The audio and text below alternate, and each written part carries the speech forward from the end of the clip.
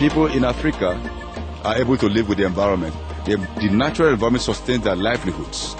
But when climate change impacts on the natural environment and people cannot live and carry out the activities to keep their level of survival, then of course they have to move somewhere else.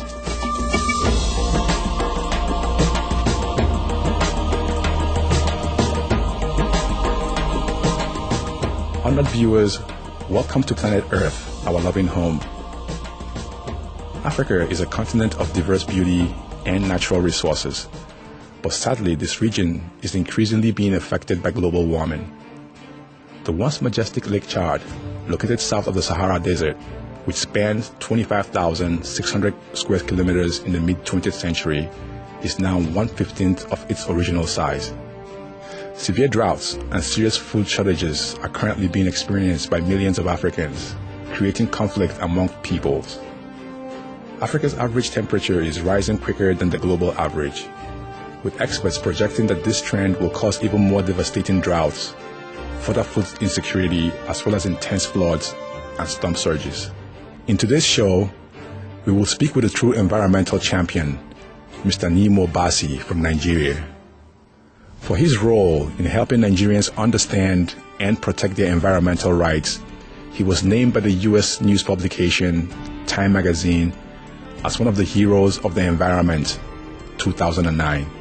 Nemo Bassi is chair of the highly respected nonprofit group Friends of the Earth International, which calls itself the world's largest grassroots environmental network. Friends has 2 million members in 77 nations. Mr. Bassi is also Executive Director of Environmental Rights Action, also known as Friends of the Earth Nigeria, an organization that addresses environmental human rights issues in Nigeria. He will share with us his perspectives on the environmental conditions in Africa and discuss the relationship between migration and unrest and climate change.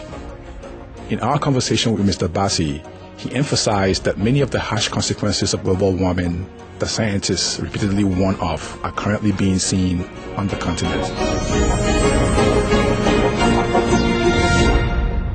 It's not an issue of what will happen in the future, it's what is happening right now. And most of these vulnerable poor communities are being impacted in many ways, including sea level rise already. People are experiencing coastal erosions. Island states are finding that their land is being eroded and getting submerged rapidly. In Africa, you have the additional problem of desertification. The Sahara Desert is spreading southward much faster than used to be. Water bodies are drying up already. For example, Lake Chad, the second largest lake in Africa, is almost a shadow of its former self. Global warming. It means displacement of poor local people, destruction of livelihood. Farmers don't have the expectations of good harvest as they used to have. They can't predict when to cultivate their crops. So there are multiple impacts.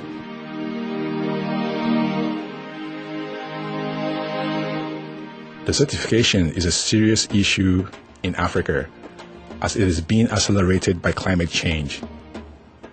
The world's largest desert, the Sahara, is located in Africa and is advancing at a pace of 6% a year. It is estimated that Nigeria loses 350,000 hectares of land to desertification annually. And if I can use Nigeria as an example, it gives me a very good template to explain the impact. We have the desert spreading from the northern part of the country. In the southern part, we have oil corporations engaged in extremely degrading activities, releasing greenhouse gases to the atmosphere, carbon dioxide, methane, and the rest, and of course causing global warming and sea level rise. And so you're having people being displaced from the south of part of the country due to sea level rise and coastal erosion and salinization, the coming in of salty waters to contaminate what was freshwater systems, and then movement downwards of people displaced by desertification. So you're having conflicts in the middle part of the country. And people think that these are ethnic or religious conflicts, but the real cause of this conflict, as we understand it, is climate change. So do you feel that there'll be major conflicts in the future if we don't address global warming quickly? Even now, we are having major conflicts due to climate change, global warming. And we're going to see a lot more of that. As more people are displaced, you're going to find, nations who are erecting barriers against migrants coming in. Those barriers will be broken by the magnitude of people who press against the barriers. It will become simply unsustainable to keep people away, because people would have no option but to move from where they used to live to where they just can find some level of survival. So we can expect conflict over water. Water is already a very sore issue when it comes to conflict. In the Middle East, water is like gold. But I'm sorry to use gold as an example, but I mean just as a metaphor. Water is like gold, and people are fighting already over this. There's a lot of politics going on, a lot of conflict going on already about water, access to water. You had fresh water system you could depend on before, but now a lot of people have to depend on bottled water. They call it spring water, but most of them are not more better than tap water. So you have a lot of conflicts.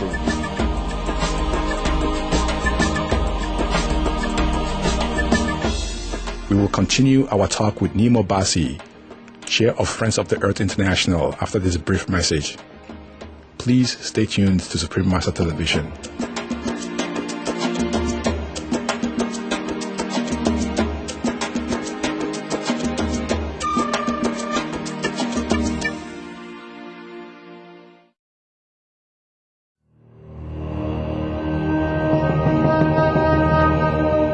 Welcome back to Planet Earth, our loving home, where we are speaking with Nemo Bassi, Executive Director of the Nigeria-based organization Environmental Rights Action and Chair of the Environmental Protection Network, Friends of the Earth International, about climate change in Africa.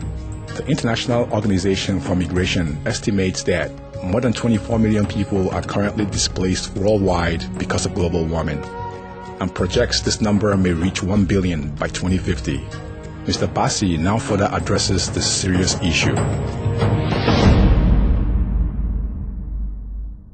Many of the climate refugees we have in the world today, some of them may not really trace the root cause of their displacement to climate change. And this is because knowledge of climate change is still very limited. People think that these are natural occurrences when rain doesn't fall when it ought to fall, and when you don't have winter when you ought to have winter, all the things just go upside down. But of course we know that this is man-made climate change, it's not natural. And so there are a lot of people being displaced already. In the small island states, real climate refugees are moving out because they stand the risk of being submerged and simply going under the water. I know a small island state like Tuvalu in the Pacific. Many of the citizens, it's not a very big country, but many of the citizens are looking for where else to go. They're moving to New Zealand and other places. And this is happening in Africa. A lot of Africans are moving to Europe. It's not just because there's no job in Africa to do. But now the question we should ask is, why are there no jobs? A lot of people live outside the formal economy. They're not involved in stock speculations.